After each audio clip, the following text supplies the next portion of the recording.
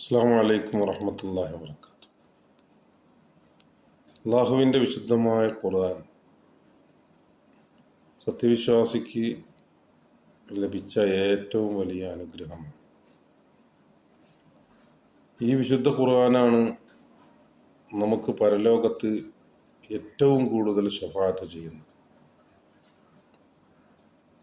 മറ്റ് എല്ലാ കാര്യങ്ങളെക്കാളും പരലോകത്ത് ഏറ്റവും കൂടുതൽ ശഫാഅത്ത് ചെയ്യുന്നത് ഖുർആനായിരിക്കുമെന്ന് ഹബീബരായ നബി റസൂലുള്ളാഹി സ്വല്ലല്ലാഹു അലൈഹി വസല്ലം തങ്ങൾ പഠിപ്പിച്ചു. ഖുർആൻ ഓതുന്നവർക്ക് സ്വർഗത്തിലൊരു പ്രത്യേകമായ താഴ്വാരം തന്നെ അല്ലാഹു തആല നൽകുന്നു എന്ന് റസൂലുള്ളാഹി സ്വല്ലല്ലാഹു അലൈഹി വസല്ലം പറഞ്ഞു. വിശുദ്ധ ഖുർആൻ ധാരാളം പാരായണം ചെയ്യുന്നവർക്ക് ഖബറിൽ ഖുർആൻ ഒരു കൂട്ടുകാരനായി എത്തിച്ചേരുമെന്ന് ഹബീബരായ നമ്മൾ പഠിപ്പിക്കുന്നു. വിശുദ്ധ ഖുർആൻ ധാരാളം പാരായണം ചെയ്യുന്നവരുടെ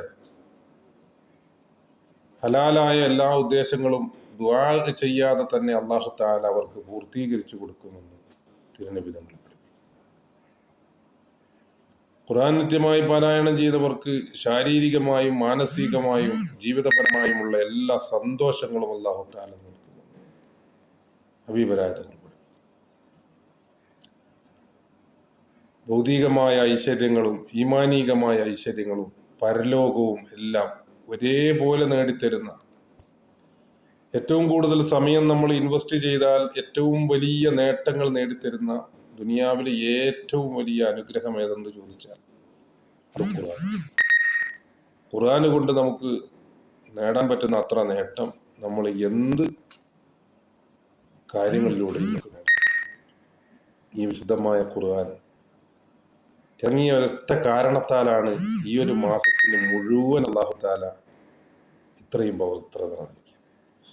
അപ്പൊ ഖുർആനിന്റെ മേനി എത്രയായിരിക്കും? ഈ ഖുർആൻ ഇറങ്ങിയത് കാരണം കൊണ്ട് മാത്രമാണ് ഈ ഒരു റമദാൻ മാസം മുഴുവൻ അല്ലാഹു തആല നോമ്പനുഷ്ഠിക്കാൻ പറഞ്ഞത്. അപ്പൊ ഈ ഖുർആനിന്റെ മഹത്വം, ഇതിന്റെ അനുഗ്രഹം ഇത് എത്ര വലുതായിരിക്കും?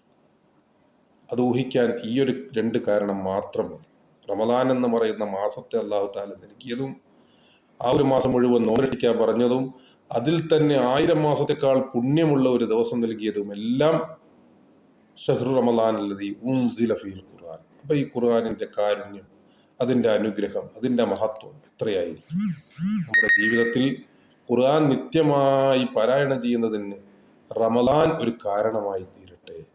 അല്ലാഹു തൗഫീഖ് ചെയ്യട്ടെ. ആമീൻ. അസ്സലാമു